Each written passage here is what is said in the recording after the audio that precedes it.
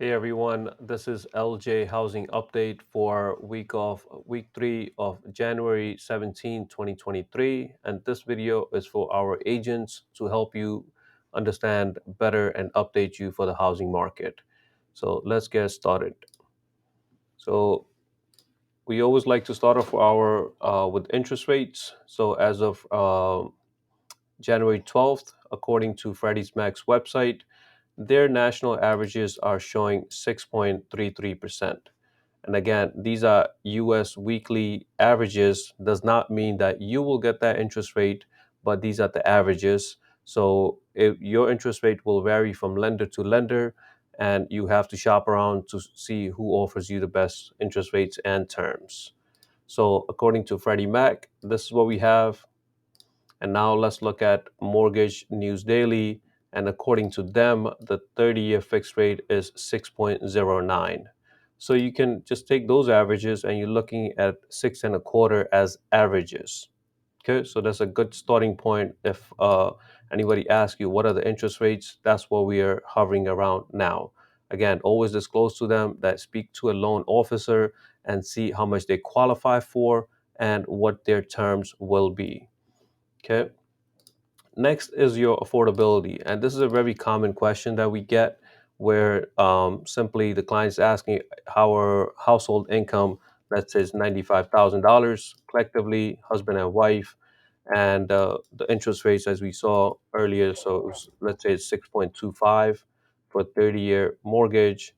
And let's say their down payment, which is their savings, they want to use about $70,000, and their monthly obligations, which is the monthly minimum payments that they're making on their credit cards or any other revolving debt, is around $200. And if they're looking for a property in Queens and the property taxes are around $7,000, and the home insurance is around $1,200, and DTI, your debt to income ratio, we're using as 49%. So according to this, you qualify for around $525,000. Okay. Again, if you're going with there might be a FHA loan where you can increase your debt to income. Again, the loan officer will give you more details on that. But just know roughly that if you're making $95,000 with $70,000 savings and $200 monthly obligations, you're looking at around 550. Okay. And if you, let's say you want to purchase a property for 540, right? And your total payment is going to be around $3,500. The principal and interest is 20 close to 2,900, and your taxes in this scenario was 583. Again, if your property taxes increase throughout the years, this will increase. So will your home insurance. If it increases, so will your payment. Okay. But this principal and interest should stay the same for 30 years. Again, the loan officer will give you all the details. And just remember, when you're putting your down payment, you also have to make sure that you have enough savings for your closing cost, which is typically around 3 to 5% of the loan amount. Okay. So the loan officer will give you details on that as well. So that was for your affordability. And now let's look at the news. So we have, according to Mortgage Note, this is an article from yesterday, that the buyer's interest rates creep up, but the sales remain at record lows. The interest rate are dropping a little, so the buyer's interest is showing, right? And we can see that according to this article. And a similar article is from National Mortgage Professionals. Home sales are slow, but buyers are searching. So this is from Redfin, and you can see that in November and December, that there's an increase in searches on Redfin. Okay.